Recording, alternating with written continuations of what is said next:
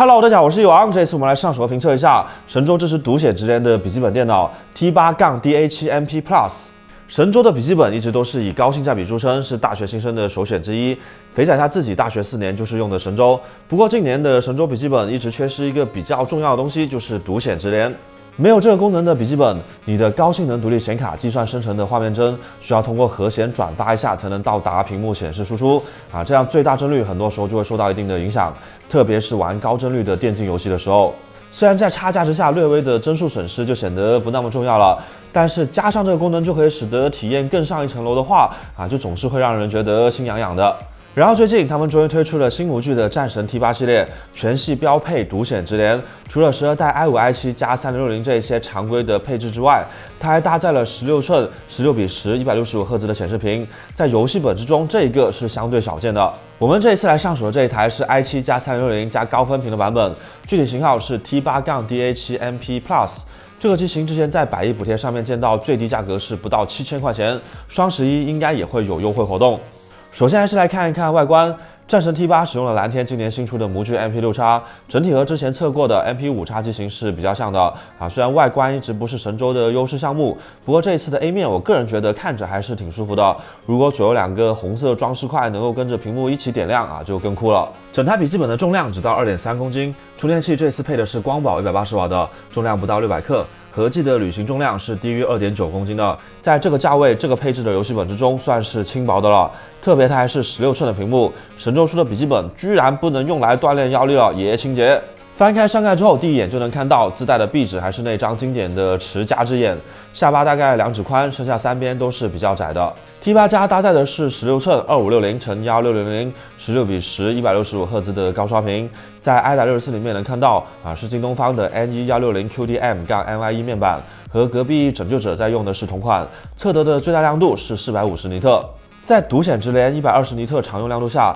测得的色域容积是101% sRGB， 覆盖98%多一点啊，不是广色域好评。同时在这个亮度下，对比度能到1200:1，在 IPS 中算是 OK 了。这块屏出厂没有做校色，默认最大 Δ1比较高啊，偏的最多的居然是灰阶，校准后最大 Δ1只有2多一点点啊，可以说是挺准的了。 黑白响应时间的表现也是相当的不错，上升只有3毫秒，下降甚至只有1点几。总之，在这一个价位能有这么高素质的屏幕还是比较难得的。继续往下看一下 C 面，键盘是全方向键加小数字键，同时还带有可以自定义颜色的 RGB 背光。 触摸板相当之大，量了一下对角线，差不多有7寸，都赶上一些小的平板电脑了。定位准确度和灵敏度都比较不错，而且防雾处也是有做的。打字时触摸板按下去都没有反应，就是固定上有一点松，轻点时容易晃动啊。但好在按键触发还是比较稳定的，没有明显的2段感，也没有嘎吱声。 机子的第一面非常的常规，透过散热孔能看到风扇和热管，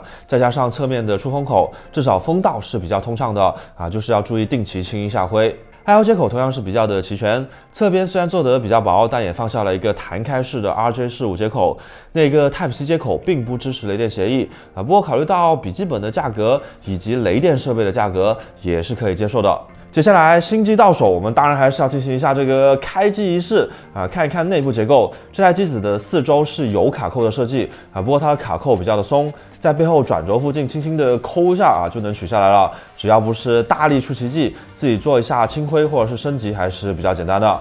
神州 T8 内部的结构和之前测过的 MP5X 模具的机子很多地方都相同，主要是因为升级了16:10的屏幕，机身变宽了，所以下部的空间多了一些啊，看着有一点空旷。不过神州 T8 加没有像之前的笔记本横屏中一些价格相近的机子那样，在硬盘上面缩水省钱。它自带的 SSD 是美光的3400 512GB， 是 PCIe 4.0固态啊，同时左边还有一个硬盘位，方便升级扩容。 电池是有点怪怪的 L 型，容量是54瓦时。在 PC Mark 时，现代办公测试中可以看到，切换到娱乐模式加独显直连下，续航只有2个小时；和弦混合模式下倒是能够到4个小时多一点，上半天课应该还行。独显直连和和弦混合模式通过软件就可以切换，根据使用场景进行选择还是比较方便的啊。就是选项所在的位置有一点隐蔽啊，当然这也就后面改一下控制中心 UI 的事情，改进起来还是比较简单的。 无线网卡用的是 AX201 WiFi 6标配级别的网卡，内存是2条美光的 D4 3200，对于游戏玩家来说，没上 DDR5未必是坏事。再往上是散热器 ，T8 加采用了5热管的设计 ，CPU 和 GPU 都刚好有3根热管经过，然后显存和供电还有一根单独的热管。我们这台 T8 加是 i7-1270H CPU 加3060的显卡，这两个东西上市也有一段时间了，大家想必也是相当的熟悉，所以重点是看它的功耗策略和性能释放如何啊。所以接下来就是性能测试的部分了。在跑测试的时候，我们会在控制中心里面将 Power Mode 开到性能模式，显卡开到独显直连，同时风扇开到最高转速，确保性能和散热是最佳状态。然后为了方便大家确认这台机子的性能在哪个水平线上，我们还是请出了那台有一点强劲的对手拯救者 Y9000P， 基本上可以认为是这一个尺寸这个配置中性能释放非常完全的一台机子，配的电源还是300瓦的。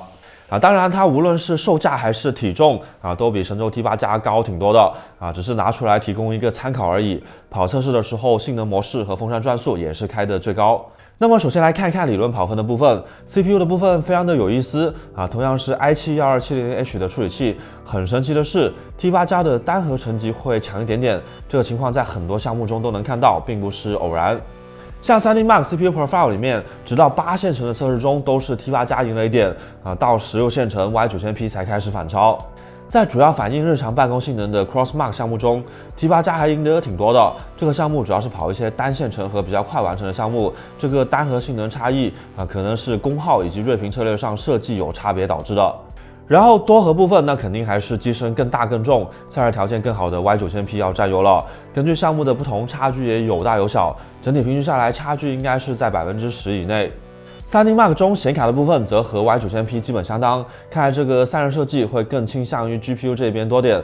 不过游戏时确实也是显卡的功耗占大头，这个设计也还是可以理解的。最后连续跑10次223，看峰值性能的保持表现最后得分下降不到10%，比之前测过的相近模具、相同 CPU 的机型表现要好一点可能是硅脂用的更好的原因吧。接下来是可能更多同学关心的游戏性能表现。有了独显直连之后 ，T8 加的最高帧数不会受到核显转发的限制。在 CS:GO 中 ，T8 加还赢了 Y9000P 一点点因为这个游戏主要是吃 CPU 单核性能，和前面 T8 加单核优势的情况是对得上的。在偏向于吃显卡的游戏里面，如果画质开到高级别 ，T8 加的帧数表现就会和 Y9000P 基本一致毕竟显卡是同一个型号，发挥完全的情况下，性能是基本相当的。不过，如果这个游戏同时还是 CPU 的话，那 Y9000P 的表现还是会更强。目前测下来，差距最明显的应该是 Dota 2，帧数差别有10%左右。而最有意思的是，在吃鸡里面，根据场景的不同，两台笔记本居然是互有胜负。有时候是 T8 加帧数高一点，有的时候又是 Y9000P 强。接下来最后的测试项目是烤鸡，看一看 T8 加的散热和噪音表现。机器设置和前面跑性能测试时是一样的，也是性能模式加风扇全速首先是单烤 i24 FPU 20分钟 ，CPU 功率能够跑到接近80瓦，温度刚好卡在接近100度这一个温度墙上。然后是运行甜甜圈单烤 GPU， 刚开始3060的功率最高能达到140瓦，20分钟之后显卡功率稳定在130多瓦这个表现还是可以的。不过因为电源的输入上限和散热模块的限制 ，CPU 和 GPU 同时烤机的话，就只能去到合计150瓦左右了。满转速的人为噪音是55分贝左右，游戏本的通常水平。通过热成像可以看到，左手 WASD 位置的温度是30多度，还是比较凉快的。左边手托更是只有不到30度，右边手托温度高一点不过玩现在的游戏，大多数时候都不会摸到右边。好，那么来到总结时间了。神州 T8 加虽然依然是用的蓝天模具但是在内部零件的选配上还是比较良心的特别是在7000不到的价位上，搭载了一块相当不错的屏幕，玩游戏时插几帧可能没有感觉但是显示效果却是非常直观的，而且它在16寸的游戏本之中也算是比较轻便的了。缺点嘛，就是 CPU 加 GPU 的最大总功率有限制运行两样同时都吃的软件效果不能说优秀好在还是能够保证游戏时的一个基本发挥。在这个价位的游戏本之中性能表现其实也还是可以的。在加入显卡直连之后，玩很多游戏时其实和 Y9000P 的体验是非常接近的毕竟卡还是那张卡 ，U 还是那个 U。总之，对于预算没有这么高又有一定携带需求的游戏玩家来说，它确实是相当值得考虑的一个型号。好，那么这次的影片就到这里了。如果喜欢的话，记得点赞和评论支持一下。希望中间顺便点一个订阅，就不会错过后面的精彩影片了。我是一王，下期见，拜拜。